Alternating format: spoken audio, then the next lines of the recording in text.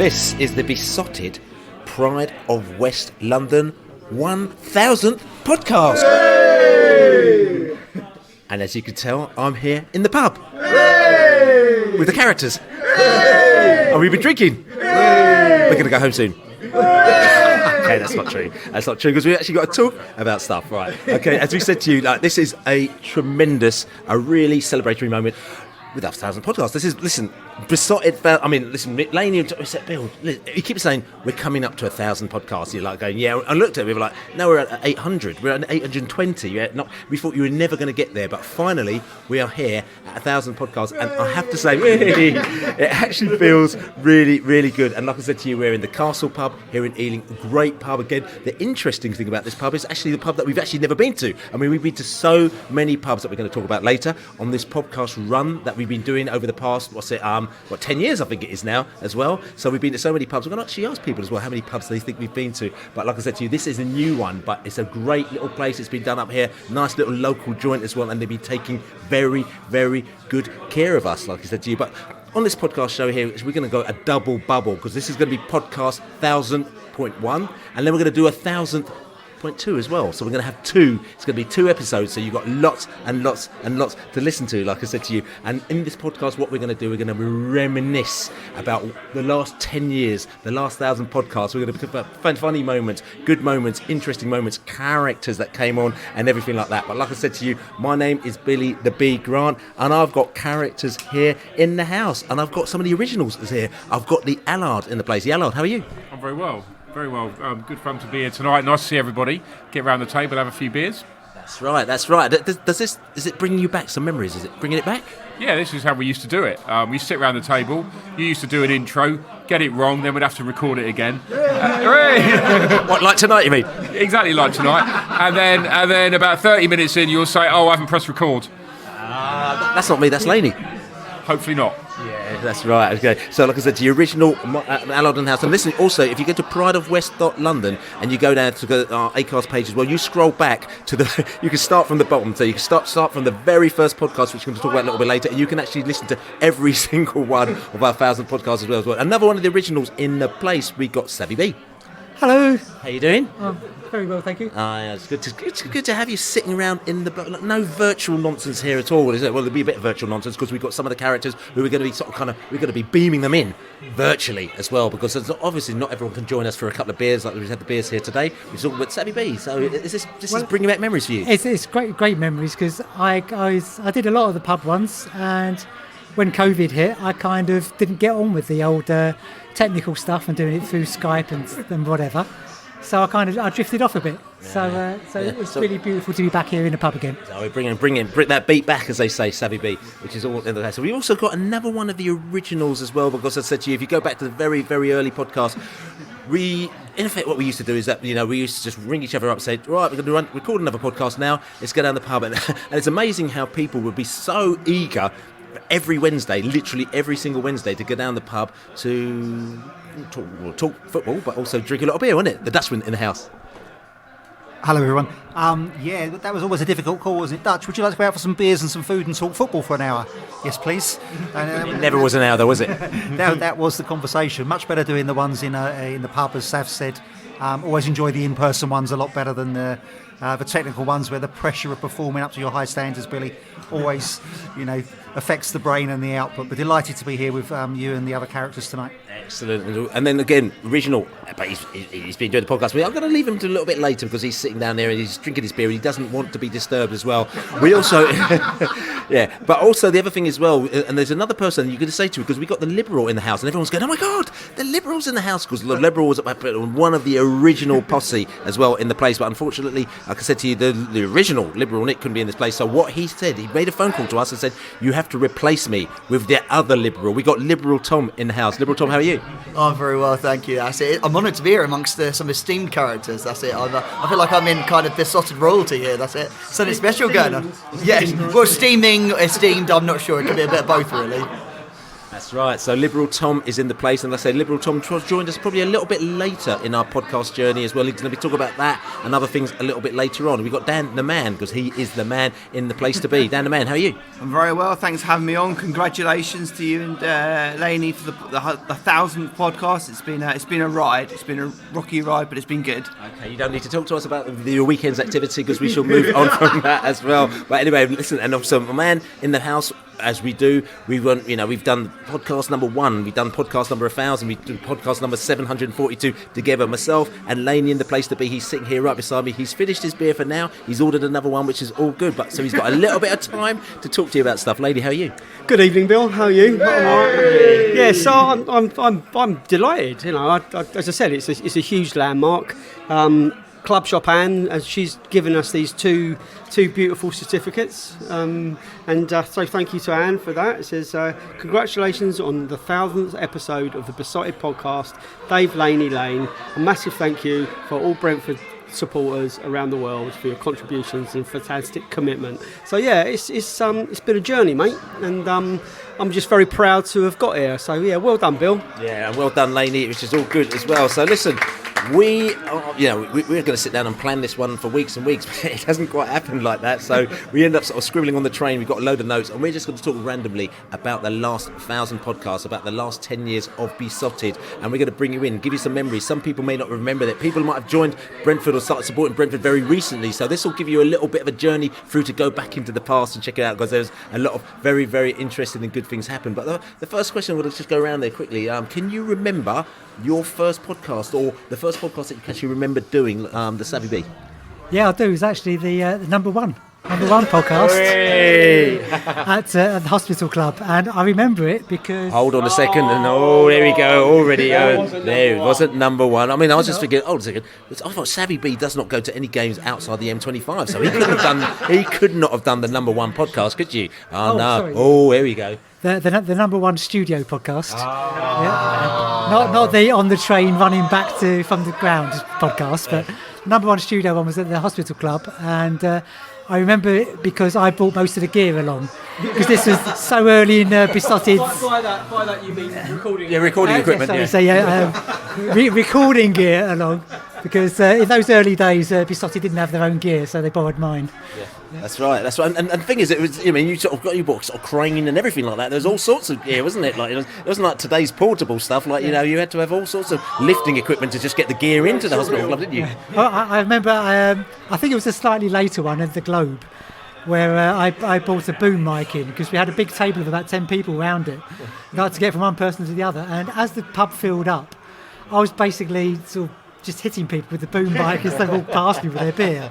So it's quite stressful, but I do remember the fun of it, yeah. Yeah, we did try to be quite professional, or actually look quite professional, even though it probably sounds like a complete and utter shambles when you listen to it at the other end. But that's part of the joy and the fun of the podcast. We've got the Allard in the place. So, Allard, can you remember your first podcast? Yeah, I do. I think it was online though, and I think it's probably the first one we did online, and we certainly hadn't mastered that. I reckon we did a Skype group call or something like that, which we've moved way beyond now. And I don't even think I've met Laney at this point. I think somehow I'd throw my name into the ring through Twitter or something and said, "Oh, I'll come on and talk some bollocks." And surprisingly, you invited me on and kept inviting me. Right, that's right. He knows what he's talking about. Well, sort of anyway, which is all good. The Dutchman, can you remember your first pod? No. We should move on. Genuinely, I can't remember which the first one was. I mean, we've done a few over the years in different venues, which we'll touch on, I'm sure. Certainly remember being in the Globe fairly early on with one of them, and I remember being in the hospital club as well. But bizarrely, I don't actually remember what the first one was. I have to do some more research, sorry. Yeah, Liberal Tom, I mean, like I said to you, I mean, we talked about a bit of an older spread there, as in, like, going back to the early days. The Dutchman can't remember what days he went back to, but you, probably a sort of slightly younger days, isn't it? That's it. I've even been back through. I've looked through about the 4 different podcast, platforms that we've used over the time. So you go back to episode 538 was the first time I appeared, so that's it. And do you know what? Amazingly, you look like you've aged backwards. That's it. You look younger then, and you look younger now than you did then. That's it. He's such a charm, really. You've got to try, haven't you, really? That's it. I've got to keep getting invited back on somehow, that's it, you know? But no, it's amazing, that's it, and it's nice. I was saying, but 538 means nothing to anyone. What was 538? What game was it? So we weren't even a game. At the point, I remember we had a big discussion where you were telling us, don't tell anyone, but I think Morpie's definitely gone. And we were about 2019 we were. So July 2019, I had Sav by my side to guide me through my first experience. But we had Pontus Jansson we were talking about then. It was talking about all the big transfers we were making that big window, and we were kind of coming to the end of an era and the start of a new one. But championship days, big days. So basically what you're saying is that you were quite impressed. Obviously the record button wasn't actually pressed at the time. You were quite impressed with our knowledge of what was going on behind the scenes. Oh, you knew everything. That was it. It was always finger on the pulse. That was it. I felt like once I got inside the inner circle, I was gonna unearth too many truths. That was it. Perhaps I know too much. Too many tomato sauces about. That's what it was, you see. But no, that was it. You guys knew it all, and that was it. It was nice to be on the inside scoop for once. Right. Okay. And since then, has it gone downhill? Oh, that's it. Frankly, now that's it. I'm surprised you can remember anything. That's it. The number of pints that you guys have consumed through 1,000 episodes. I'm surprised you remember anything, even your names. You know. What's your name? Exactly. That's it. I forget. Liberal Nick, isn't it? I think. God, Dan the Man, could you remember your first episode? Yes, I don't know what number podcast it was, but I do remember it was the Distillers in Hammersmith. That was my first one, and that was a good joint. That was a very good joint, and I actually passed it through work because there's the studios there near the pub. So every time I drive past it, there's always a bit of a glint in my eye. Happy memories of my first podcast in the Distillers in Hammersmith. Right, okay, and I want to go to Laney as well. I want to say, obviously, I'll ask you what your first podcast was. Because the thing is, interestingly, how we used to do it before, people don't know, we used to actually do video. So we started doing the video blogs in 2013. So we used to do a video blog. If you check it out on Beesotted 1992 on YouTube, there literally is a video for every single game, probably between 2013 and about 2019 or something like that. Home and away, we've got a video blog for that as well. So we started to do that. But as my daughter started to get older as well, so they wanted more time on a Sunday. I had to take her to places like diving and ballet and stuff like that, so we couldn't actually kind of get up at 6 o'clock in the morning and spend 5 hours editing videos, so it stopped and it morphed into podcasts. And as well, you start to get really busy, so the video sort of backed off a little bit and we moved into podcasts. And so I'm not talking about the video stuff, because if we were here, we'd be here all night until the next day. But the podcast itself, obviously the first podcast that we did was that Middlesborough train podcast, which was the first. It was in September in 2014. We played Middlesbrough as well, and it was our first season in the Championship as well. We were very excited. Well, do you remember that? Yeah, I do remember that. I mean, Borough had a real sort of like hoodoo over us, and it was always quite daunting going to the Riverside. And you're right to touch upon like the videos. I mean, the Beesotted journey, for those that don't really know it started back in 1990 when the inky paper fanzine, the magazine, started. And that we did 110 issues of that, I think, something like that. Never really officially said I'm never going to do a printed version ever again. I want to, but how do you sell these things when no one's got money anymore? And then we've always used technology. We've always tried to be at the cutting edge of it. We had the first Brentford fan website.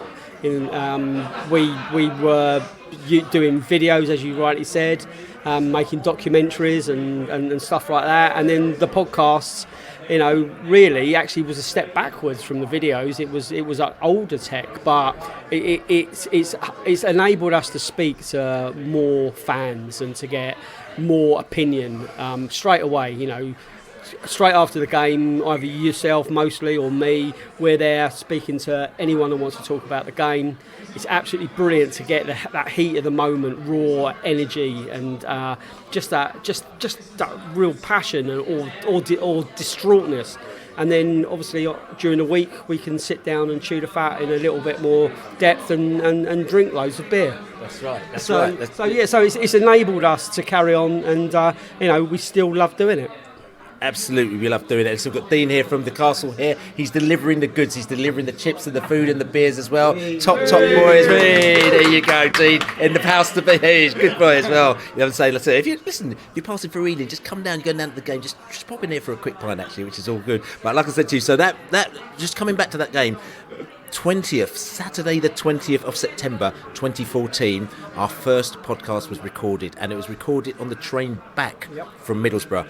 We were in the Championship. We were just very excited because, for years, being a Brentford fan, I've never really kind of had any major success, really. We got promoted out of the third tier one time, and we remained in the second tier as it is, which is the Championship now. For one season we went out again, and then we were basically third tier and fourth tier for all of that time. So literally that was our lives. So all of a sudden it's like we had promoted ourselves out of the third tier again this time, right, and done it in a blaze of glory. We were in the Championship and we were just happy to be there.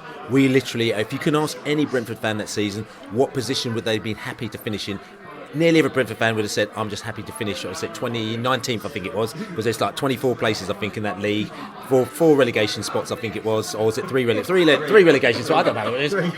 I'll get confused, I don't know, is it 3 relegation spots or 3 relegation spots in that one? So the 20th, I think it was, whatever like that. Basically, as long as you finish just above that line, every Brentford fan, that's all they wanted. We came into that league, we had a, interesting, all right, first month. You know what I'm saying? The first month, and then we went up to Middlesbrough. We went up there. We've heard about Middlesbrough first time. I've been up there before, but first time I've been there for a long time. Had a really, really good day, discovering the microbreweries that were made out in little houses. The Baker Street and everything like that. So we had a really great day with the Borough fans. Really, really friendly. Went to the game. We got absolutely smashed, 4-0. And then we just press the button, and we open up the button on the way with this new app that I bought. I've got this audio boom app, and it's got this thing that you record. And we went on the train, and we just basically said we got 10 minutes to say something, and everyone had a minute. And we just went around the table, and I think we had 10 voices. Everyone had a minute to say something, and I think it finished at 9 minutes, 58 seconds or something like that. And that's that. We put it down.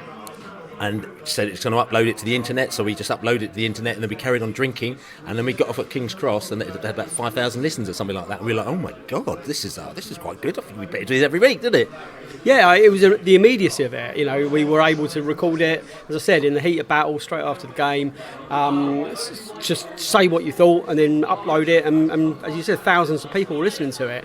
I just realised who scored that day, Bill, was your mate Patrick Bamford. Yeah, we should talk about him a bit later. Actually, he called me a bit earlier on and said, "Look, congratulations on your 1,000th podcast, lads." And I said, "Okay, that's no worries, Paddy. I'll talk to you a bit later." But like I said to you, so that was our first podcast, and then things just kind of moved on rapidly from that. I mean, let's just talk about, because that season, it was almost like a second coming, not a second coming, but a new coming of Brentford, because we were in, we used to go to literally every single game, home and away, for about 5 or 6 or 7 seasons, okay? So that's what we used to do in the third tier, Sheffield United on a Tuesday night, Bolton or whatever like that on a Monday. We used to go to all these places, week in and week out. Then all of a sudden we got into the Championship, and it was like a new world for us, and it's an exciting new world for us as well, because people didn't necessarily take us that seriously at the time as a club, but we didn't mind. We just thought it doesn't really matter, because we're so used to going to games and sort of drinking beforehand, drinking before. It doesn't really matter about that. But then it actually became a really exciting season. So us recording the podcast around it was actually quite an exciting time for us. Yeah, it probably wouldn't have taken, our enthusiasm probably wouldn't have been quite as bonkers for it as if it hadn't been that great season, because you know what the Championship season's like. It's Saturday, Tuesday, Saturday, Wednesday, and then you're going down the pub as well and talking about the game on the other night. So it's a 3-night-a-week commitment to Brentford. But as you said, we were riding this brilliant crest of a Warburton wave at the time, and it was stunning, and which leads us to it was the same season, wasn't it? The Leeds game where we were coming away from Ellen Road, having won, thinking the whole world was stunning, and we were never gonna, never ever, the bubble was never gonna burst. And then the next day, Wolvesgate hit, so we were there to capture that, which was added to the drama of the season. And the Allard again, you remember that season as well. I mean, it filled you with a lot of excitement, didn't it? Yeah, I mean, what I remember about it was an away game at Forest early in the season which we won.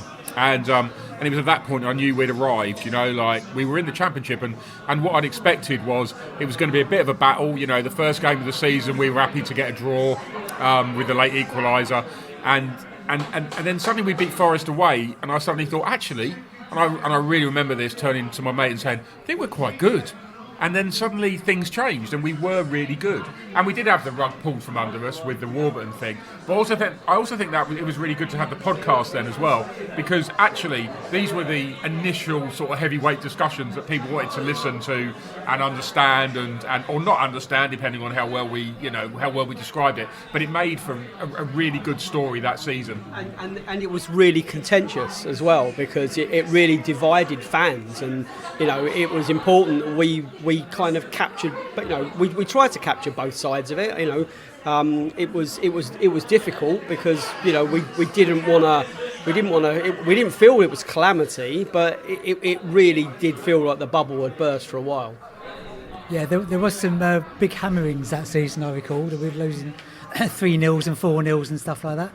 But for me, it was that first game at home against Charlton when Tommy Smith scored late on, but we looked competitive throughout that game, and I think that really made a difference to how we viewed the division, because we were so, as you said, 21st would have done us all at the beginning of that season. But when we saw that, we thought we can hold our own here, and I think that kind of showed that we did do some really good performances, but we also got hammered a few times. So that's what the contentious thing that Laney's talking about is. Some people thought that we weren't good enough, and some people thought that we were great. And I'm glad you clarified it was 21st, Sav. But I was going to say, it's quite apt, though, in a way, that now we're here on the 1000th episode, when you reflect that Brentford's undergoing a major restructuring at this time. At the same time, you guys were undergoing the same restructuring yourselves and setting up your first podcast. So it shows how you were very much in touch with the time and very in tune with the club at the time, even then. Yeah, there's a few phone calls were made. Right, okay, listen, we're thinking of doing a podcast. Can you be successful this season, please? So thank you very much, Matthew Benham and everybody else for actually sort of kind of just playing ball. Bill, a question for you, because you cast your mind back to that time, there was a feeling that without Warbs, we that was it. We were never that Brentford's dream of ever getting to a higher level was completely gone. That we didn't actually think that. It was important. We believed in Benham, not blindly, but we could see a bigger picture. We believe passionately that Warburton's departure certainly wasn't the end of the road. So we're still kind of like riding that wave, aren't we? I mean, talk about that. That was interesting because 2014 podcast started. Before that, the Beesotted blog was properly hardcore. We used to write 5, 6, 7, 8 articles a day, and we were dropping articles, and the same things that maybe we might discuss on the podcast, we were actually writing them. And there's an argument to say that when you write them as well, it gets a bit of a further reach, because lots of people actually will read it on the train as opposed to listening to it. And we used to write sort of quite controversial stuff. And yes, we did used to find out information of things that were happening, and we could write about them. So there was things where people are trying to poach our players. And we found about that they were trying to poach our players, and we actually put the story out there, what was true, what was going on out there, and we actually changed the story from what was happening in the mainstream press. And because we were always spot on about what we were telling, what was going out there, it was we used to get a lot of traction, and I think that's what kind of helped to build it up. So just talking about the Warburton thing, which we will come and we'll talk about a little bit later. Warburton. Everyone loved Warburton at the time because he was, he's a clever man, and he PR'd himself great, and he knew, where his bread was buttered. So he used to not say pander to the fans, but he was polite to the fans, and he used to say the right things and do the right things. And he played some great football, and we loved it. We loved it when he was there. The football we played was great because we were going through that transitional stage, and when we heard that he was going to be leaving, and and we had good relationships with him. I used to speak to him all the time, and we said to him, no, this can't be right, Mark. You can't go. You can't leave us. We're having a great party. And he was just like, sometimes some things you just got to, they're going to end. I'm sorry, Bill, but they're going to. And we were absolutely gutted at the time, to the stage that we actually tried to kind of patch things up and tried to get things to sort of kind of get together, because we're just thinking, if he goes, it's going to be a disaster, you thought initially. But then, like I said to you, when you start getting the feedback as to how the club is trying to be not revolving around one person in particular, that was a prime example of, a situation we say, no, it can't revolve around one person. This is where our vision is. This is where the view is. And at the end of the day, if somebody drops off, we've got other people to do that. And that for me was actually quite a telling point of kind of where we were, where we kind of, I think, almost like grew up a little bit. So it's in the third tier. If you sold a player, you used to get really upset. No, we can't do that, because that's what you used to do in those days. But all of a sudden, we realised actually there's a bigger picture out here, and we were lucky enough to get people to talk to us and tell us how that works. And we eventually realised actually they know what they're doing, and so we became a lot more patient as well. I do feel quite lucky actually to be involved in the podcast at that point, because I thought Warburton was a really brilliant coach and would go further, but and he didn't. Ultimately, but gradually, like listening to you guys and that argument, it suddenly all started to make sense. That actually you don't run a football club from the manager, you run a football club from the top, and the manager fits into the what comes down and the processes, etc. from the top. He's a part of the jigsaw rather than he's the person running the club. And I think being involved in the podcast really helped me get my head around that argument. It was a really sort of interesting time, and I do remember some podcasts where we did have some real debates about, well, who runs the club, who owns the club, whose club is it, and stuff like that. It was a really sort of interesting transitional time, and suddenly it sort of clicked with me that actually we're doing this differently to everybody else, where you just bring the manager in, they run the club, they sign the players, and then when the next manager comes in, he goes, well, why have I got all these players? And then goes and signs another load of players. But we had just a completely different way of view and structure and way of doing things.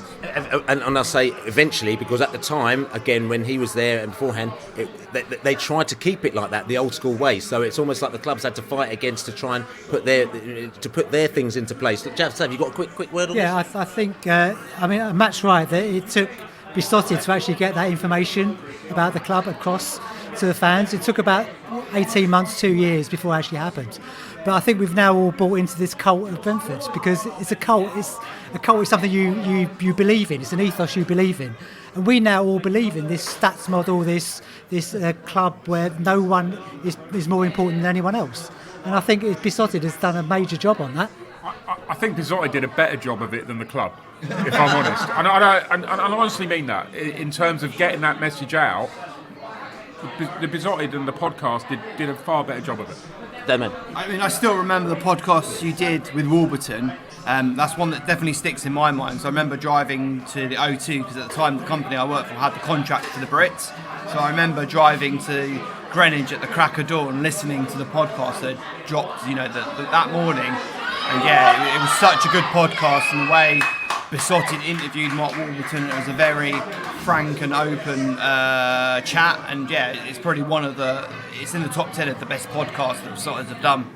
And we're going to listen to this right now as well. So just to tee it up as well. So basically, Brentford were flying high. Mark Warburton, we loved him. We were playing great football under him. We looked like we were going to be able to go into the playoffs with him in the Championship in our very first season. We were so happy. Then all of a sudden, we found out that he's going to be leaving. The word was going out that Brentford were going to fire him, and they're going to be using stats computers to go and to buy players, which was a load of nonsense at the time, because there was a bigger story about that. That was a story that hit the press. We were gutted. Okay, pick up the phone to Mark. Mark, what's going on? He said to me, well, Bill, there's a few things that's happening. He said, look, do you want to come down? We'll talk about it. So literally he invited us down to the training ground. Okay, it basically straight through him, no press, no press department, nothing like that. We walked straight past the press department, straight for him, and he sat down there, got the microphones out, and he sat down and he talked to us about it for, I don't know, an hour or so, him and David Weir, and very, very frank. Some off the record stuff that he told us, but obviously on the record stuff as well, and we put it down. So this is just giving you a little clip about what we talked about with Mark Warburton at that time. First thing is, honesty is key. David and I and Frank will always give honest opinion, and so will Matthew and the board. So that's a good thing about relationships. They're forthright and you can speak your mind. And I think, as Matthew's statement said, they prefer a European model, more of a European model. With this sport director, but more of a head coach as opposed to manager, assistant manager. And that's the model they prefer. And the recruitment strategy, whilst using traditional scout methods, we have great emphasis on mathematical modelling, stats, etc., data. And that's it. And you saw the statement that the manager, the coach, will not have the absolute veto. And we just think David has his own opinion. We just think that there's certain areas of responsibility which are important, because whatever you mentioned about being number one or coach or whatever it may be, you've got to give yourself every chance of success. You've got to. If your job's a bricklayer and your job is to go and build a big wall, a 6-foot wall, and you haven't got enough bricks or you haven't got the tools, you're going to fail in your job. And we've got to make sure here that we're comfortable. We could sit here and nod our heads and go, yeah, that's great, no problem. And December time, it's not working, we're frustrated, look back and go, I wish you'd been honest. Back in February, March, I wish we'd really spoke our mind. And we're not like that. We will, rightly or wrongly, all speak our mind. And you'd rather be honest now for the good of ourselves, for the players and the staff, and of course the supporters. I just think you've got to know what your areas of responsibility are. You've got to know, your reporting lines, who you're responsible for, who you answer to. All of these these are key questions. These are really key questions. And as I say, I think the statement was very good. It answered a lot of those questions. But we've got to be comfortable that we can go forward as we think is the right route to take. But don't forget, it's Matthew's club. Enormous amount of investment. He's absolutely right to run the club the way he sees fit. Every respect for doing that, because it's, as I say, when you invest that much money and to continue to invest it gives supporters the security that their club is safe. But he wants to do it a certain way, and you have to respect that.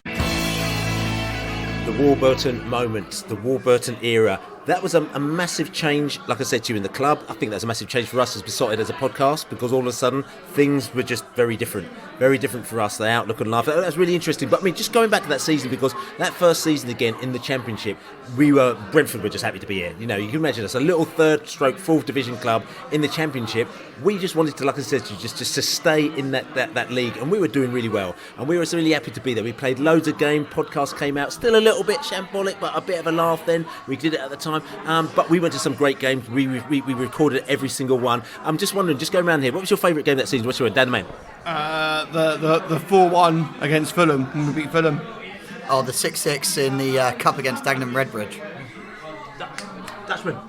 So yeah, someone else does. 2-1 Fulham at home. It's Fulham away. We're allowed to say the same one again, aren't we? I mean, it was because that remains probably one of my favourite games of all time.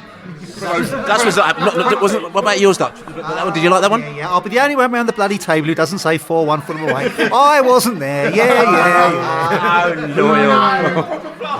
I mean, 4-1 Fulham away was the best, but most memorable was the 2-1 loss to Watford. When just after we'd heard that Warburton was leaving. Yeah, that was a real shocker, and it was like a really strange game, but we played brilliantly that game. Yeah, we brilliant. And they all, when they scored the goal, I think Andre Gray scored the goal, and they all ran over and hugged him, didn't they? That was a bit of a moment, wasn't it? It was. I memean, I still remember it. I mean, it was just like amazing, and it was just such a weird, strange time. Yeah. And I think the thing was, because in that season we had 2-1 Fulham game, where we hadn't played Fulham for years. We hadn't played Fulham for 13, 14, 15 years, and we played them, and Hotter in the last minute scored a goal. Again, check out the podcast if you can do on that one, on Pride of West London, because it was mayhem in the pubs afterwards, with the fans talking about that as well. But also, like I said to you, when we went to Fulham itself, we took boats down the river. We took an armada of boats. We went there. We had the whole away end. We had 7,000 fans in the away end, and it was an absolutely... It just couldn't have been a better day out. You know what I'm saying? Beautiful day, sunny day, boats down the river, good drinking beforehand, 7,000 fans. We sung our hearts off, and then we beat them 4-1 as well. Tremendous moment, one of the best games that I've ever been to, I have to say. And the podcast for that was absolutely tremendous, wasn't it, lady? Just the fact it annoys the Dutchman so much it is worth mentioning that game again. But yeah, no, it was. But I've not watched the goals back for this, but I've watched them back recently, and the two Stuart Dallas goals were incredible. The Alan Judge free kick was out of this world, and the Jota goal as well was just a beautiful goal. But I still think the euphoria after coming away from Elland Road winning 1-0. We were dancing on the train on that carriage on the way back, and that's the happiest I've felt coming back from an away game for a long time. Probably the happiest since we beat Blackburn in the FA Cup. And that's 1989. 1989. I think there's obviously been good away wins, but not many. to that level, and the fact it was Leeds, and the fact it was Leeds, yeah. And I just thought that was, it doesn't get any better than this. And we've talked about what happened the next day with Warburton, etc. But it was an incredible season, and for us, you know, as a podcast, and because of that story, we had to kind of, we had to kind of like, I thought even though the wheels looked like they were coming off, I thought no, I actually believed that things were going to carry on and get better still, and it felt like we were kind of outliers at some points for suggesting that, you know, Benham wasn't an ogre for wanting to run the club in a different way. So yeah, that season will always be special to me, you know, regardless of how it finished. I think Laney talking about the best away games and coming home and stuff. I remember the Norwich away. We came, I think it was that season. We beat them and we came home, and we was on the quiet coach on the train, and we were just singing all the way home. Quiet, quiet coach, quiet, quiet coach, and it was just brilliant. Everyone, you know, even the people who weren't with us were just laughing all the way through it. It's brilliant. That's right, and like I said to you, like that Fulham game, it was on the 3rd of April 2015 as well. Brentford were down there. We absolutely smashed them, we spanked them, and for us, it's like it was the culmination of Bees up, Fulham down. We had gone up, you know, Fulham had come down, and we absolutely annihilated them, and they were not happy at all. If you want to hear a little clip from what was going on that day in Fulham, just listen to this podcast. I really love Fulham. They've lent us their ground today, and we've absolutely destroyed them on it.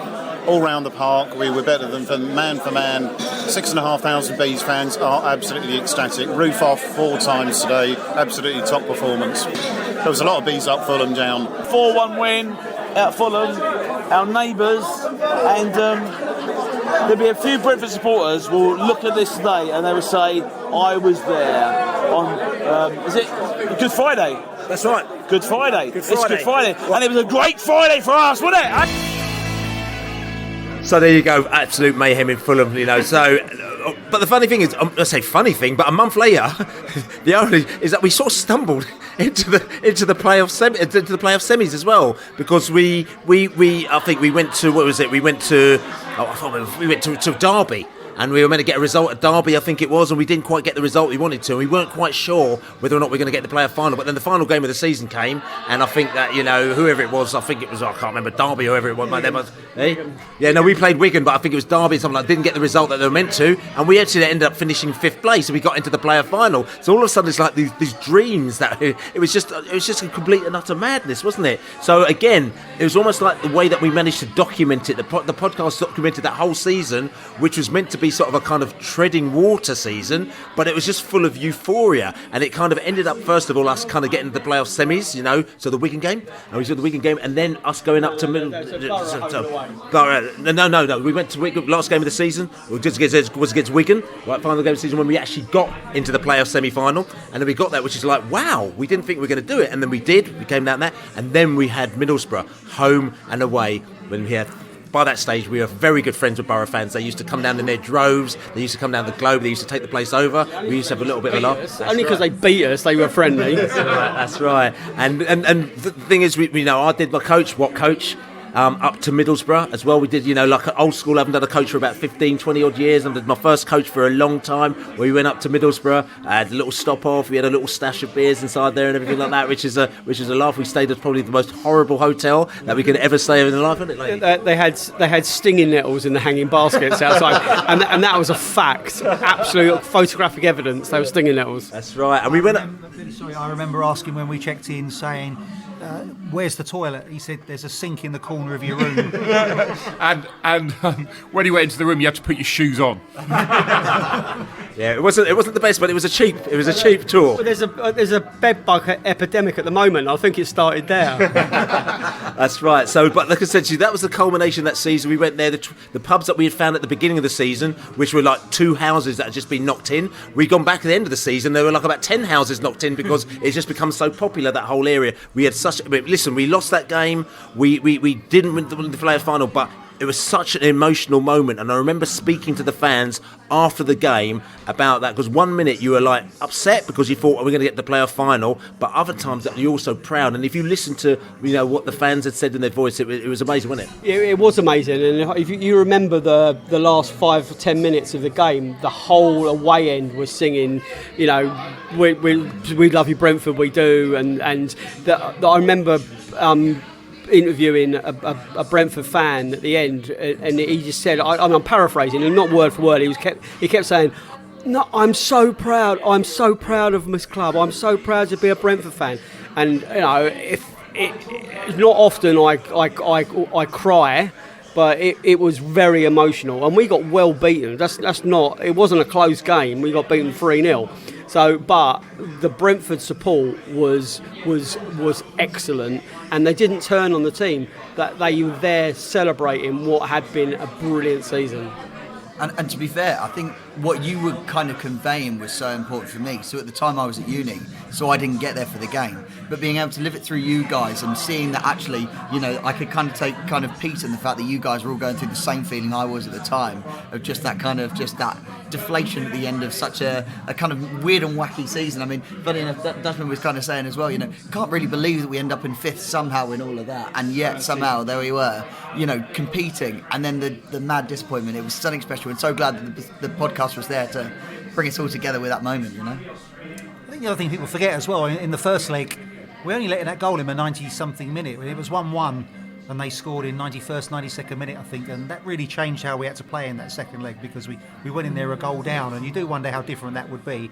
And my other memory from after getting out the hotel alive and going to the game really was the Warburton farewell, really, at that game. The love shown towards him, even though he was going at the end, and I don't get him to be a particularly emotional man, but he was proper emotional that day, and that was a good moment. It's a good moment as well. So listen, we're just going to sort of take you back to that Middlesbrough game as well. After the game, the vibes that we had, in the stadium, we had lost 3-0 on the day, we'd lost 2-1 at home to Middlesbrough, so it was it was a big moment for us as well. We were so proud, even though we'd lost, but that's what it's all about, because we love a club. Win or lose, as we say, we're on the booze. We are Brentford, Super Brentford, Super Bees. We are Brentford, Super Brentford. We are Brentford, Super Bees. That was the highlight. Quarter of an hour to go.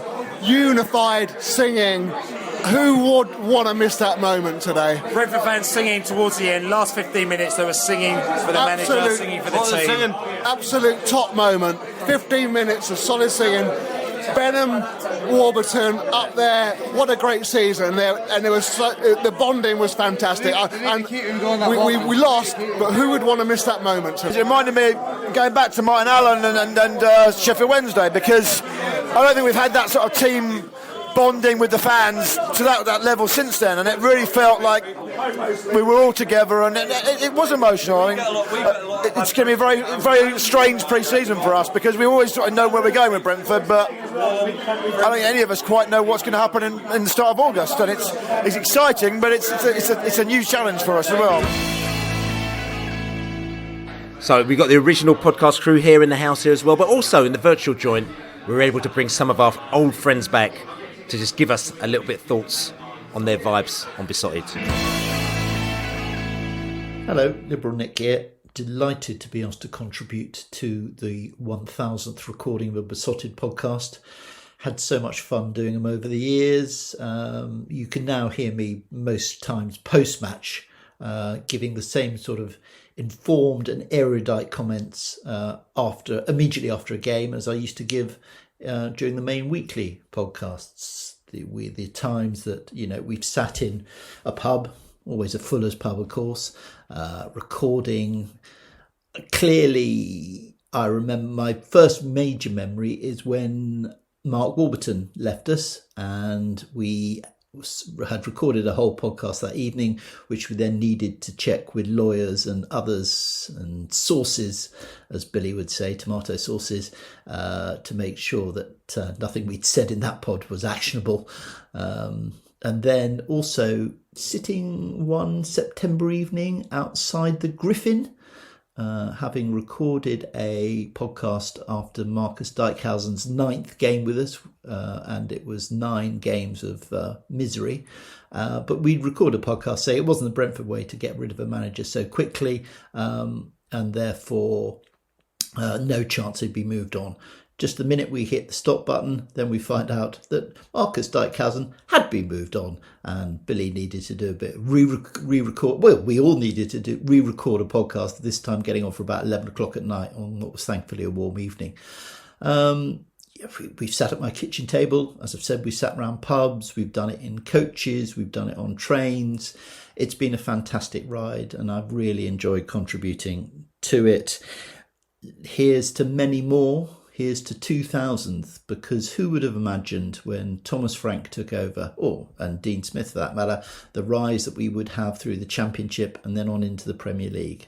And now discussing how we line up against Manchester United, the Liverpools, the Man Cities, how we can take on some of the biggest clubs in the world with the biggest budgets in the world. Little old Brentford in our brand new wonderful stadium.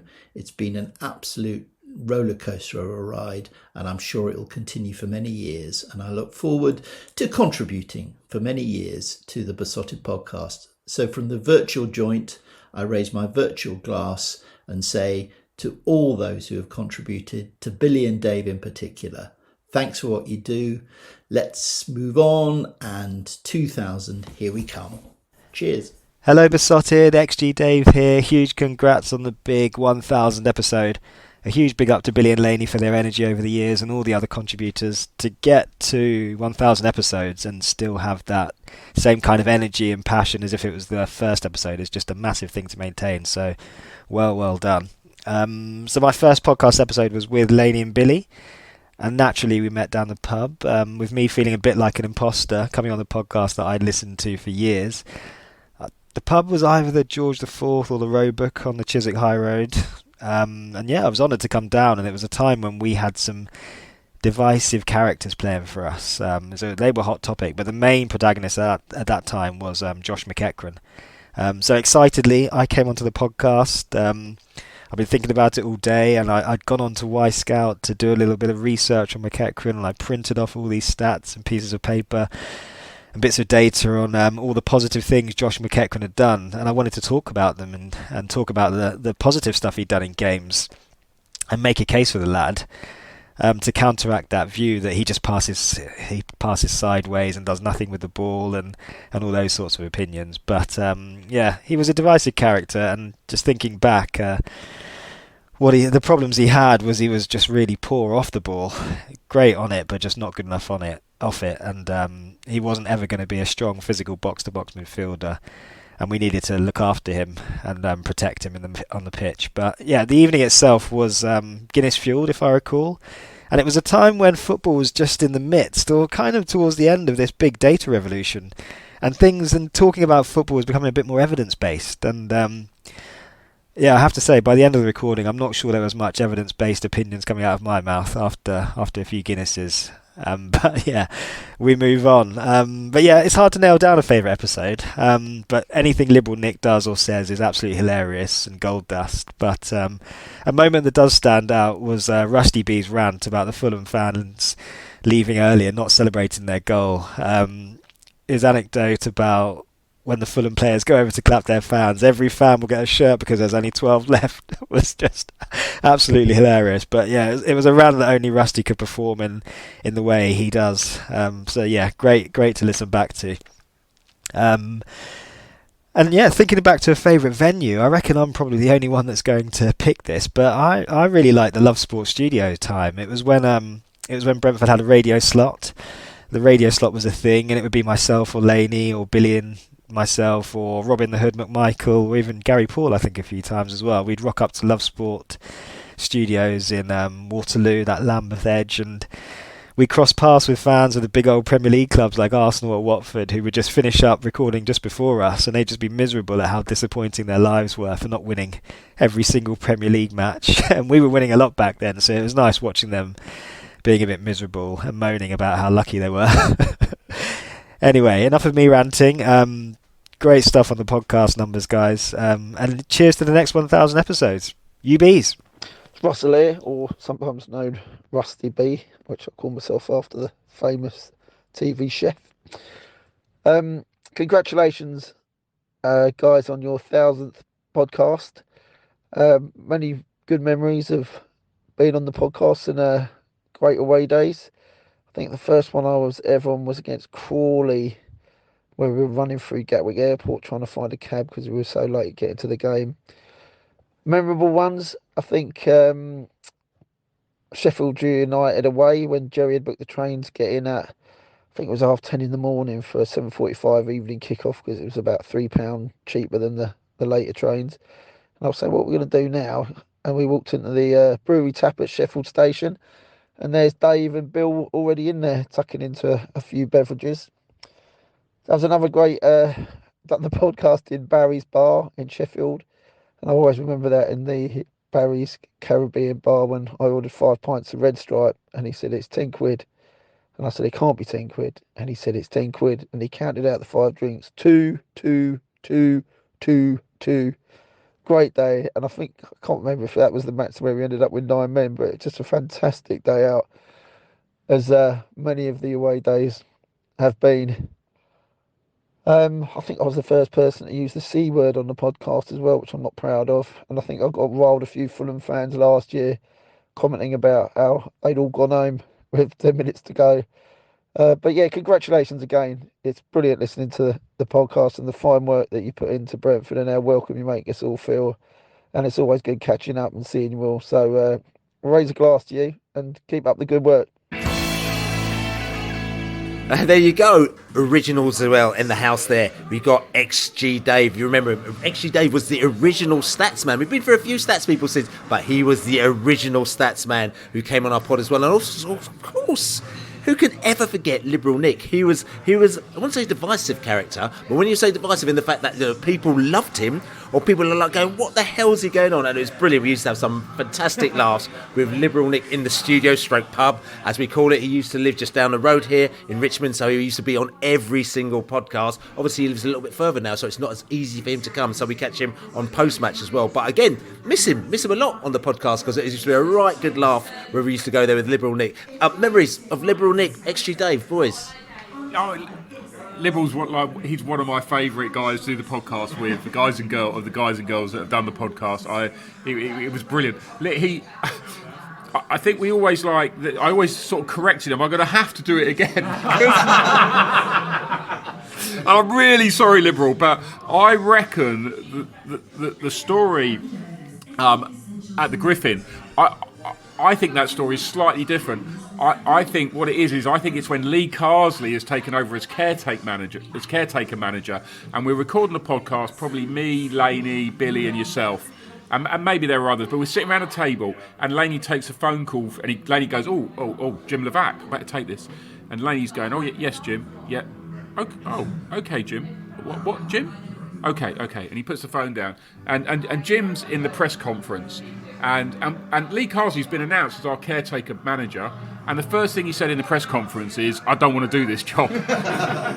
And so therefore we have to rethink a podcast we've just recorded, saying that this could work with Lee Carsley, blah blah blah, and all of that. So slightly different to your memory, Nick. But and this, okay, for people, that was a moment where Warburton left. We just hired. But Warburton had left. We just hired a new manager. Within not even 2 months of him being the manager, he wasn't the manager anymore, and we thought we were moving on to another manager who told us that he didn't want to be the manager. Yeah, exactly. I don't think we ever announced Lee Carsley as the permanent manager, but we definitely were under the impression he was going to become the head coach for. Or at least just enjoy the job. Yeah, and at least enjoy the job, rather than say in his first press conference, I don't want to do this. Yeah, I mean, Liberal Nick is a star of the show, obviously, but I realised quite soon that his views on politics and his views on football are pretty much the same. They seem to make sense at first, but then you realise that they don't at all. That's right. Again, XG Dave, it's interesting because obviously, talk to the club. They used to talk to us about, about the stats, and they almost like educated us. They'd tell us, don't worry, we've just sold, Andre Gray, but we're going to get somebody else who in our world we think is a lot better. Scott Hogan, what are you talking about?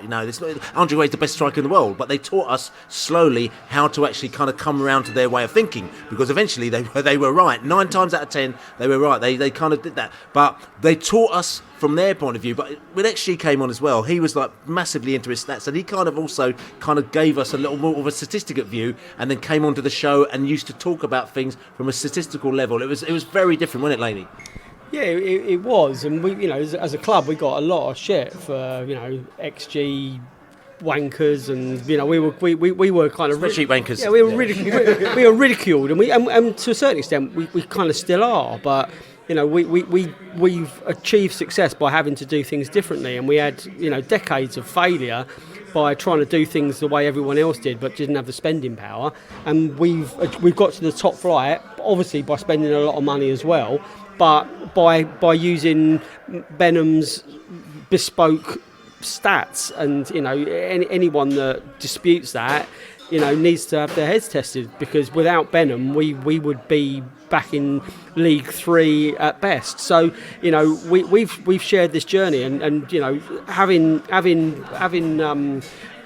people come on the pod like XG, Dave, and Liberal, they kind of contrast each other, because Liberal, I love the guy Nick. And he very much shoots from the heart, and he's not actually evidence based sometimes when ever when he discusses a game, but he is in life. He's a highly intelligent, and I wouldn't use the word intellectual, because but he's one of the cleverest guys I know. But he will just say it as he feels it, in the heat of the moment, and I think you more often than not, it's a load of nonsense. That's what you were saying. Well, I think I've personally given him quite a rough time on the podcast over the years, but that's I'm opinionated, and that's when John Terry's mum's been on a couple of no. I think we should do a spreadsheet Liberal combo. I think that would be brilliant. The randomness of Liberal, who's one of the loveliest people I know, with the stats analysis of a JB or a XG Dave. I think that'd be brilliant. Spreadsheet Liberal, that's what's coming. And again, that is kind of the point of the podcast, isn't it? Is to look at all different sides of things, because probably a lot more people watch football the way Nick watches it than the way XG Dave watches it.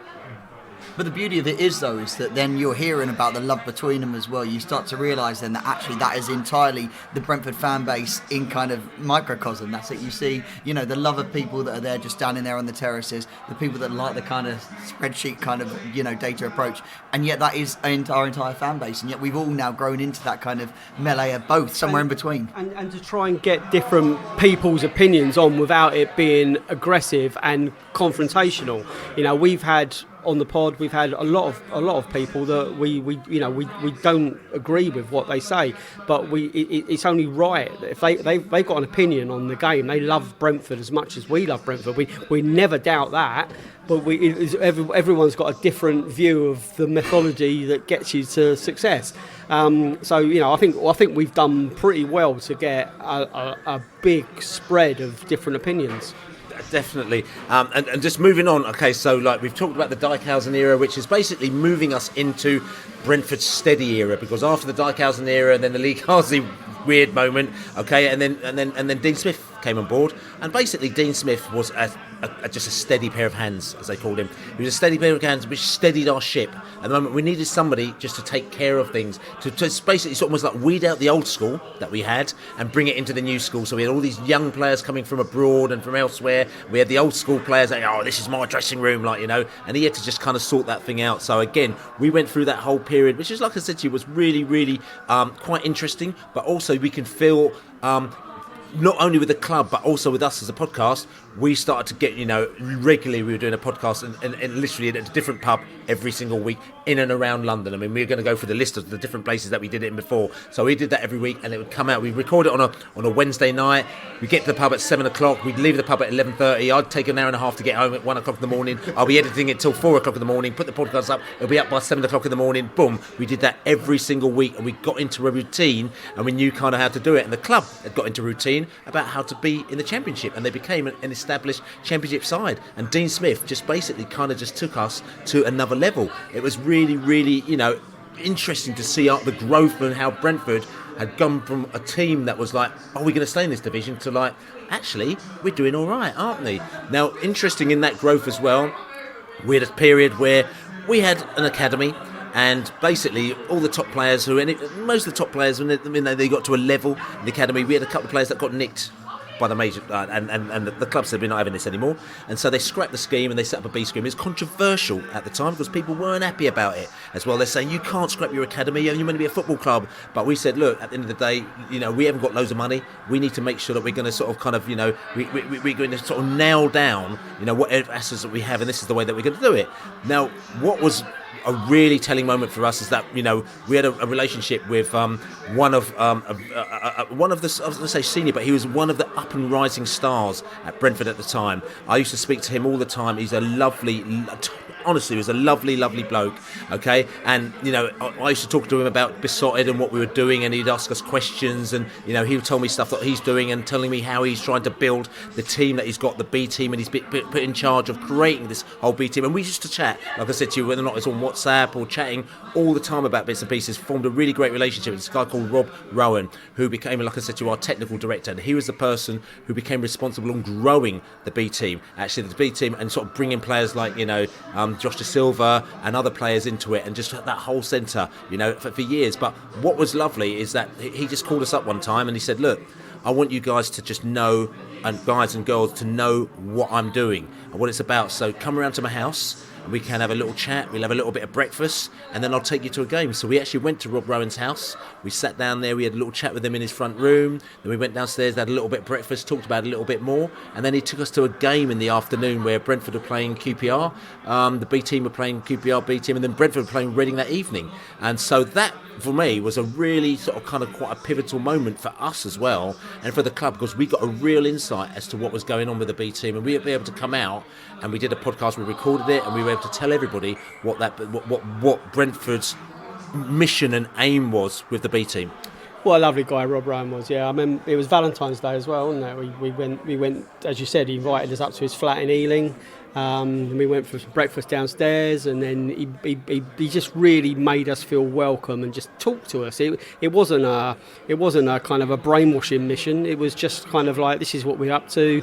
Come and watch the game. And I remember you standing there with Dean Smith up on that raised kind of concrete stand thing at the training ground, cafe, at the QPR training ground, and Thomas Frank, and Thomas Frank, of course. But we, at that stage, we certainly didn't know that, how it was going to pan out. And Dean Smith is probably someone we should probably got on the podcast a fair bit more, but.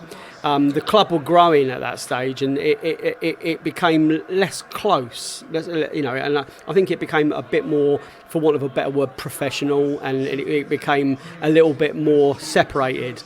And it needed to happen probably, but Dean, he's a very good storyteller, and I'm sure we could have got some good content out of him. But on that day, I remember, Rob had all the time in the world for us, and I will treasure always that day I spent with him, because as a club we still miss him, and having his name against the academy facility now is as a lasting legacy, and it will always be there. That's right, and like I said to you, I mean, Laney can't say any more than I've said as well.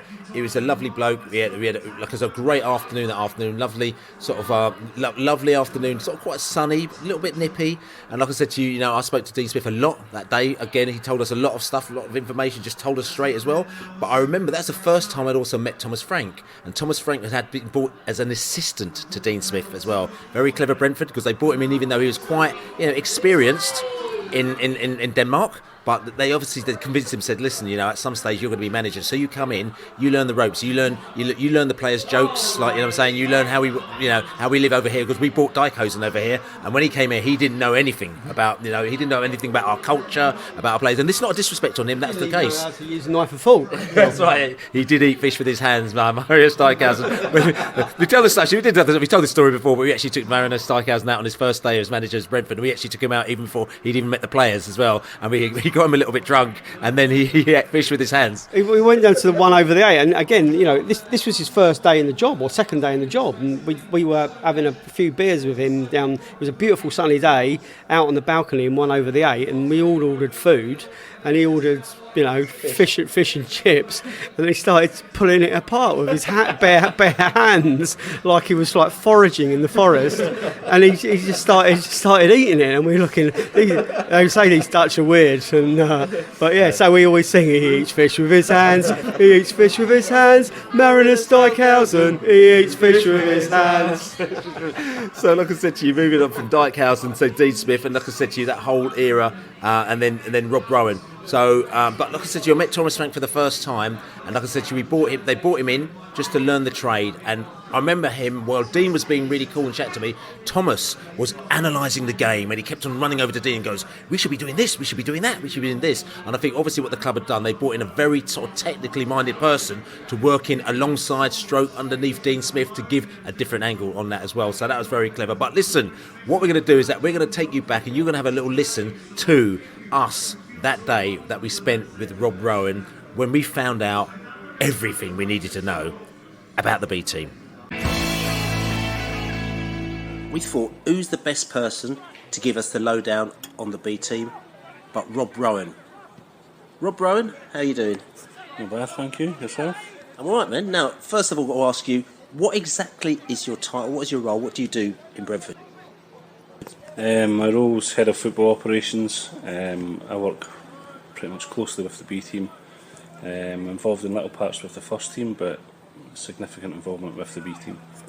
Now, I mean, you've obviously been very much involved in this whole building of the B team when the academy closed, and then you were one of the main people put in charge of building this B team. What is the strategy behind the B team? We have a 3-year plan for it to become established. So the first year, like any other sort of business, is just the start up, where we understand we'll come across a few faults in the way. We want to be competitive this year, have a good games programme.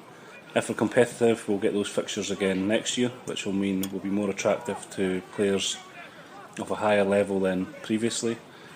And we want to promote one player to the first team by the end of the season.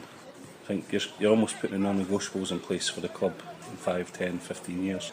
We have far more flexibility. We can play against any level of opposition, whether it be a team that's stronger than us, less opponents compared to us, teams out with the country, first teams, and also we get the flexibility of creating almost scenarios. So, for example, a Saturday experience, which the players need in order to become first team players. I would say that's probably the key difference is the ownership it gives us over our programme and our setup. The B team ethos, I mean, the B team has been started fairly recently, and when the academy was shut down, Brentford came under a lot of stick. But from what I can gather, the way that the B team has sort of kind of grown over the last 6 months or so, Brentford seem to be very happy with it. Yeah, we are. I mean, it's obviously disappointing to a lot of people that the academy went, parents alike. But we had a plan of what we wanted to do, and we wanted to give more players a better chance of making it into the first team squad. I feel with the B team system at the moment, it's working. Reece Cole has been with us, and trained with us for the last 2 months. He's been on the bench for us. You've got Ilias, who's been on the bench this season for us. James Ferry's been pushing. So we've got a large number of these players. Obviously, Mepham got his debut as well against Eastleigh in the Cup. So we've got some really good players, and we're hoping that we can provide a pathway that we didn't feel we could with the academy. So there you go. I mean, Rob Rowan, the Rob Rowan revolution, that moment, absolutely pivotal to Brentford, especially where we are now.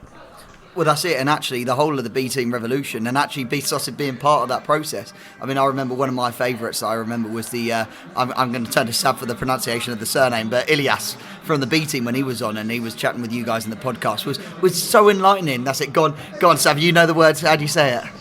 Hatsi Theodoridis. Quite, but a really fascinating interview. And again, it's one of those again where I didn't really know what to expect from the B team overall, but that was a really enlightening one about what we were doing, how we were doing things differently, and again, Beesotted right there at the cutting edge of what Brentford were doing. And we actually got, it's a Brentford player. We actually got the Brentford player down the pub doing a podcast with us. Friend of the fanzine, Reece Cole as well. Reece Cole as well, who's still playing football as well, so he's come down as well. It's the City now, it's brilliant. That's right, which is good. The scariest thing Reece Cole ever said was, "You know the players listen to your podcast, don't you?" What the fuck? What did I say last week about Harley Dean? Oh yeah, that's right, and that's why Harley Dean already started threatening us actually, because he used to love us at one stage, and all of a sudden he absolutely hated us, like, you know, which is all good. But like I said to you, but listen, I mean, we're around the table, we're enjoying ourselves, having love, but we need to go back to our friends who have sent us a few little virtual messages coming across here as well. We've got Robin Hood, we've got Jerry the Cabbie, and we've also got Lord Lucan, who are just giving their thoughts on the Beesotted 1000 podcast era.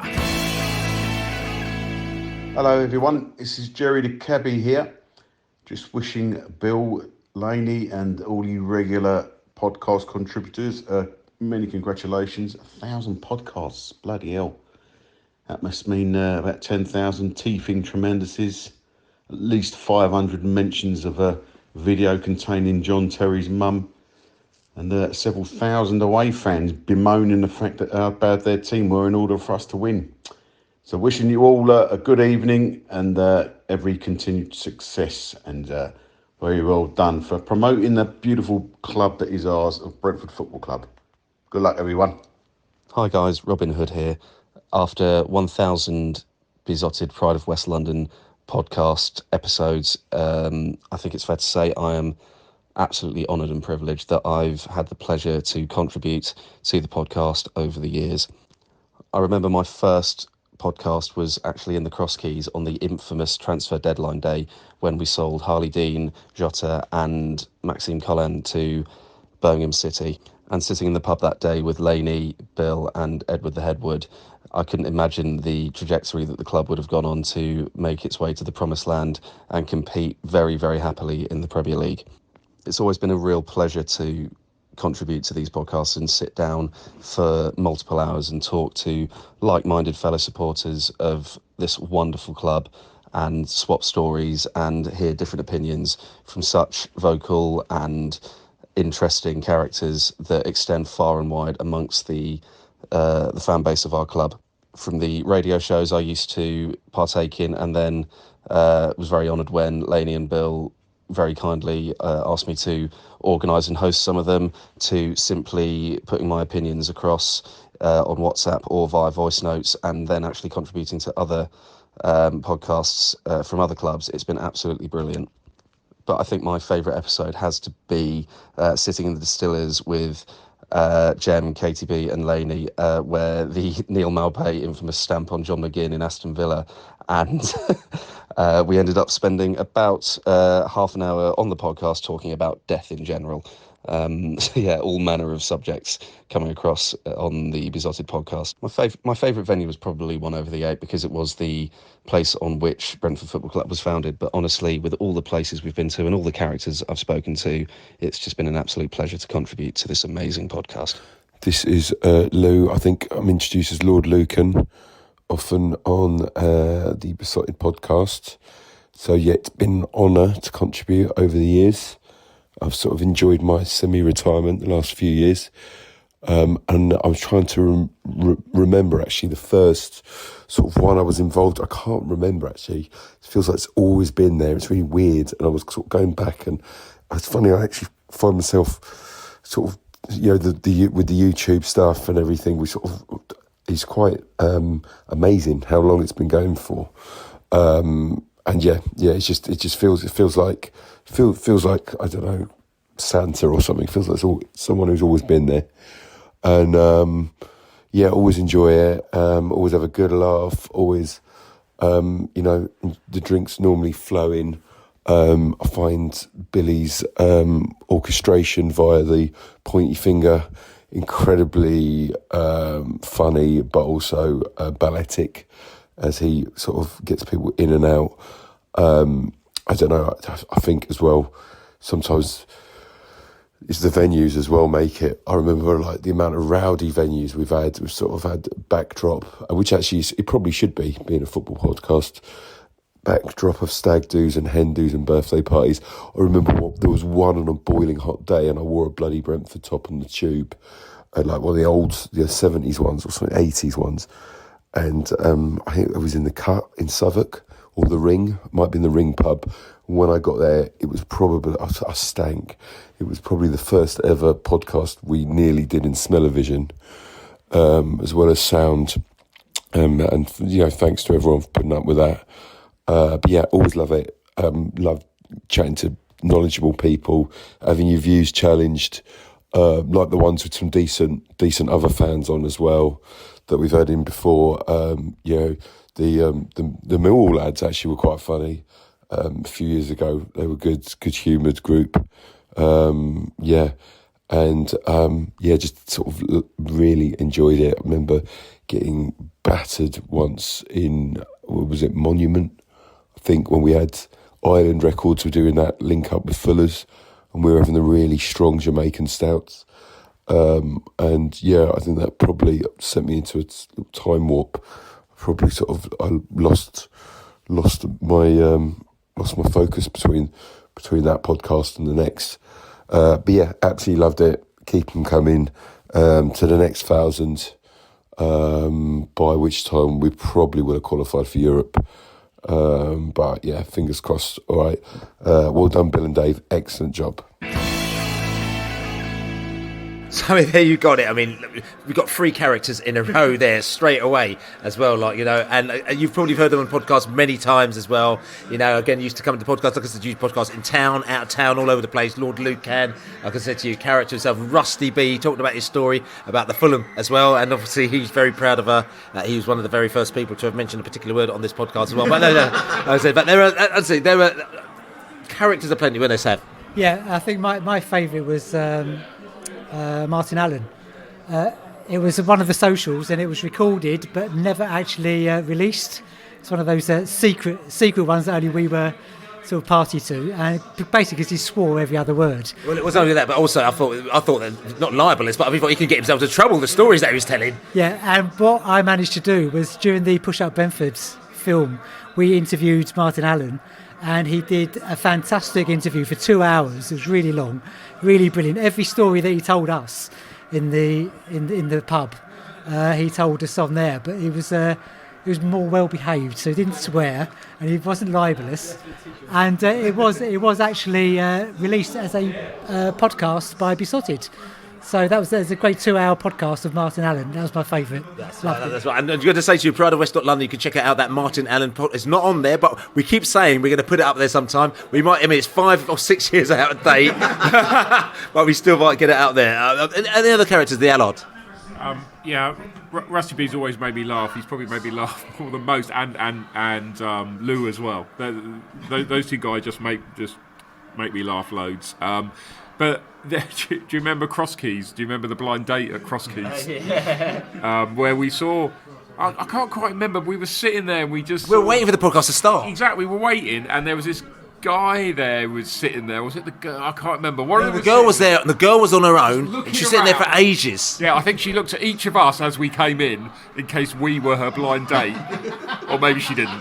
And then this guy comes in, and we were like, I think that's a blind date. And of course, Bill, you couldn't help yourself. Well, no, but that's right. So we said we think it's a blind date, but then we started the podcast, and they're off in the corner chatting away and everything like that. And it was a QPR game, I think we were playing. So we were playing QPR. That's why we were at the Cross Keys, because it was like one of the closest pubs to QPR that we were drinking at the time. And we were chatting away, and halfway through the podcast, we've heard, hold on a second, let's go and have a chat with them. So we actually interrupted their blind date. Do you remember that? Yeah, absolutely. Yeah, and they had no interest in football at all, as I recall. And I just remember thinking, he really isn't going to do that, is he? and you did, and you really ruined their date. But I think for the purposes of recording Beesotted, it was gold dust. But the thing is, it's the spontaneity, because the thing is that first of all, we've been sitting around waiting for the podcast to start for about an hour and a half, so we're probably about 3 or 4 pints in, and then we started to do the pre-discussion about the folder, and the podcast didn't probably start for about another 2.5 hours. By that time, she'd be sitting there for a while. Quick question. How many pints do you reckon we've drunk during the 1,000 editions of the podcast? Before we go back to characters, but I reckon 1,000 editions, I reckon 5,000 pints. What, between... just you? Each. Lady. I reckon average... Okay, 4 pints per edition on average. There's a couple of... You had a couple of tea, didn't it? I can't remember those. Just as a. So we're gonna. But we might try and do a little calculation. We might put that out there, put it on Twitter, maybe put it on the socials, see if you can come up with a figure. But let's just come back to the cross keys. Like I said to you, there's the blind date issue, and in the end, we interrupted the blind date, and I think that was and it ruined it. So listen, we're going to just give you a little clip of what happened in the cross keys with that Fulham game. It wasn't about the Fulham game, the QPR game. It wasn't about the QPR game. It was all about the blind date. We're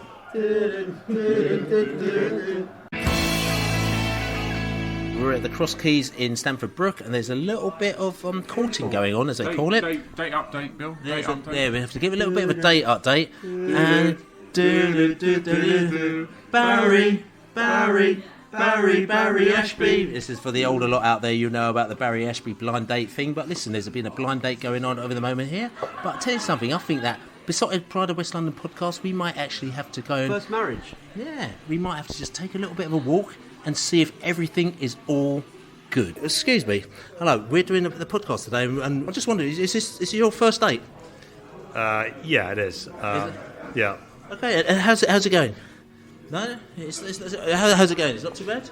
Yeah, it's fun. It's fun. It's good. Listen, tell you something. I mean, look, we're not trying to intrude or anything like that, because at the end of the day, we're talking about football here, and we don't talk about this and that. But what we want to do is that we were trying to include you to make sure that you come down to the mighty Bees, because you will really, really enjoy it. And would you like to accept our hospitality and come down maybe in a couple of weeks' time? You know what? It sounds tempting, but I got to be honest with you. I'm a rugby fan. I don't really watch football. I hate to say it, but it's true. I'm not into football at all. I'm really sorry. Okay, that's not a problem. I'm just asking you. Obviously, you've got your date here as well. But if she said that she was into football, she wanted to go, would you go with me? Are you into football? You're not at all. No. Okay. So listen.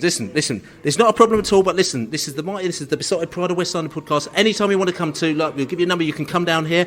I'm hoping that everything goes well tonight, and we're giving you your best of luck. Is it all good? All's good. Yeah. All's good. Okay. Enjoy yourselves tonight. Thank you very much. Thank you.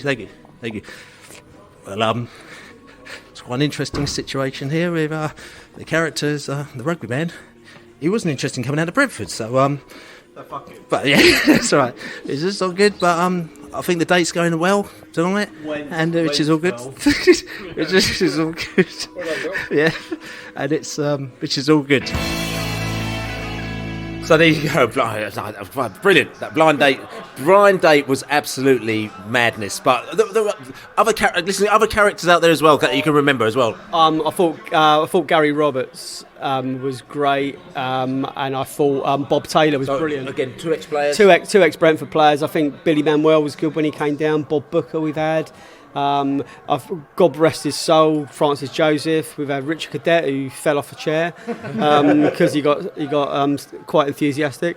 And Terry Evans has been down a few times. And we used to get obviously opposition fans as well. Like I said to you, so we got fans. Like we got different opposition fans on the way. We got Newcastle fans in there. Again, going back to the Hospital Club. The Hospital Club was a club that I was a member of back in the day. It's not there anymore because the pandemic shut it down. Unfortunately, it was down Endell Street. It was like a media kind of place that people used to hang out. Really wicked place. And that's when we started to do our first podcast as well. And we used to spend a fortune. Everyone sort of kind of buying rounds of drink in the Hospital Club just to do a podcast. Like every week, but it was kind of quite a sort of kind of swish place, or a flash place. And like I said, we even used to invite away fans down there. I know there's a podcast with a Forest fan and a Derby fan in there as well. So again, these are the kind of things that used to do sort of bring people together. It was kind of, like I said, a little bit of a laugh. But I mean, other characters as well that used to come down. Just as anybody else, the Allards remembers characters. Well, and then you drag us to pubs, and we had to like have beer with Fulham fans and like QPR fans, which seemed a bit odd. But I do remember Paul Finney. Who's a brilliant QPR fan, you know, and it was sort of introducing us to these sort of the same sort of characters as we've got. That's right. That's it. And to be fair, also that's it. Similar note, I remember was it Sammy from Fulhamish as well. Always a character that came up a few times. That was it. That was it. But also for me as well, Ryan Dilks as a person who was on there when we were in second tier was quite special. You know, at the time you thought, no, we really have made it. We're in kind of championship podcast, and now look at us. I mean, we don't talk about now, but it's funny actually to talk about Sammy because obviously we know Sammy really well, but we used to get him on the podcast and absolutely just rip the piss out of him. We weren't very kind to him at all, and he couldn't leave because he was like stuck in the studio for like 3 hours. Yes, we used to buy him a few beers, but basically we just used it as an opportunity to rip him. And I think it sort of culminated in obviously this season when we played Fulham, and then their Fulham fans left, and we found out he was one of the Fulham fans to have left. One of the 2,000 Fulham fans to have left after 85 minutes, and he tried to fight back, but he didn't fight back very well. And I just think that his reaction might have been just a culmination of him sitting in the studio with us and us taking the piss out of him for so long. Any other characters out there at all, Seb? Well, the obvious one is Thomas Frank. I think that was a fantastic interview we had in a pub in Barnes, and I remember off mic he kind of we asked him about the next game. He says, "Oh yeah, we're gonna win that 2-0. The stats tell us that." And we won it 2-0. Yeah. The first person on Beesotted podcast ever to get a prediction right. And he never came back on it again, which is all good. So talking of it's a 100% record for Thomas Frank. That's right. And like I said to you, and that was another moment because, and again, and this is the honest truth. This is how it happened. It was actually at Rob Rowan's memorial at the ground, and Rob Rowan's memorial at that stage. Thomas, the time before I met Thomas was, as we said, at the B team with Rob Rowan had taken us in. In effect, he'd introduced us to Thomas Frank, and then sort of kind of a couple of years later, because Rob, like I said, he very, very sadly died, and there was a memorial at the ground, and I was there afterwards, and I was inside the bar just sort of chatting away to some people, and then Thomas Frank just came up to me, goes, "You Billy, you've been Beesotted." I was like, "Yeah." He goes, "I want to come on your podcast," and I was like, "Yeah, all right, okay." He goes, "No, I'd like to come on your podcast," and I said, "That's cool, but just do you know how your podcast runs? We just do it from the pub all the time." I said, "We ain't coming down the training ground because it's going to be dry if we do that. So if you want to come to the podcast, you come down the pub." He went, "Yeah, all right then." And so a couple of weeks later, he came down the pub, he sat down with us, and and he was the loveliest bloke, the cleverest bloke. He's into football, really interested in you and your family and everything like that. And it was another pivotal moment, wasn't it, Laney? Yeah, it was, and to be fair, I'm sure he'd come on it again if we asked him. And it's just the fact that these things take quite a while to arrange, and we probably should, because as you rightly say, he's so knowledgeable, and you can learn so much from him. There's more in his brain about football than I'll ever know, and he is a tactical genius, and I will say, we're so lucky to have him as someone, and I'll put my hand up now as someone who said he won't cut the mustard, and when he was on that sticky run at the very beginning of his reign, I was one of the few, or not one of the few people on the podcast that said, he ain't going to turn this around. Where we need to be replacing him, and I couldn't have got that more wrong. And to have seen the way he did turn it around, and the way things have gone from strength to strength, and now we're established in the Premier League. It just shows that serendipity meant that he was the man to finish off everyone else's kind of transitions, and I hope he's with us for a long time. Yeah, and a little bit after that as well, and we'll talk about that later. We had not only Thomas Frank, but we had Phil Giles, director of football, and Rasmus Ankerson. We took them down the pub again. They came down the pub, and then they entertained 50 fans that we had invited down to the pub. And again, it's one of those things with Brentford where you've got sort of special little afternoon with the director of football of Brentford and two directors of football, and they were there just having drinks and having a laugh, and it was really great. But just coming back to Thomas Frank, Let's have a little listen to what Thomas Frank had to say when he came down to, I think it was the Red Lion in Barnes. I mean, by that stage, we probably had done about 275 pubs on the Beesotted tour as well. And he was very happy to have ticked that off. Thomas Frank down the Red Lion talking to Beesotted. I'm not even. It wasn't a dead cert for you because you're there in Copenhagen. You've just been manager of Brøndby, who are one of the top 3 sides in Copenhagen. Somebody puts a call in going, excuse me, do you want to be assistant manager at Brentford? And you're like, probably, I've never heard of them. You know what I'm saying? And, you know what I'm saying? And no, you've got to move to London with your whole family to be at Brentford, right, when you're at, Brøndby. Surely you must have been thinking, what's going on here? Yeah, to be fair, I was... After I left Brøndby, I wanted to be a head coach or manager again, but I also wanted to go abroad to get that challenge and experience we just talked about. But in football, you can't be too picky or too, how can you say, you can't just decide your next job. It's so difficult just to get these top jobs. So the first time I heard that I should be an assistant manager, I was a little bit, that was not what I was thinking about, but then I got over here and I heard a story from Rasmus, Phil and Matthew, and I spoke to Dean and Richard, and after 3 meetings, I think the idea was been growing on me. I could see this could be quite interesting, and I love this challenge, and what can happen if I do that a couple of years and then see what's happening. So yeah, I think we should be Brentford. We should do it in the way we believe in, and if we do that well enough and develop, as I think the defensive is a fantastic example to take forward, because we've been conceding so many goals for the last 5 years in Championship. We don't do this year, so we are clearly doing something right in terms of training the organisation, getting the right players in, and training the mindset. So that's a clear area that we're working on, and now we just need to get the offensive part of it up to speed as well, which actually we did the last 3 games before Huddersfield. So I think we're in a quite good place, and a big thing, we need to dream big, but we need to have an unbelievable focus on the next training, the next game. If we do too much thinking, it could be so nice and we want to, no, forget it. So we need to have an unbelievable focus every single day, and then maybe someday some magical will happen.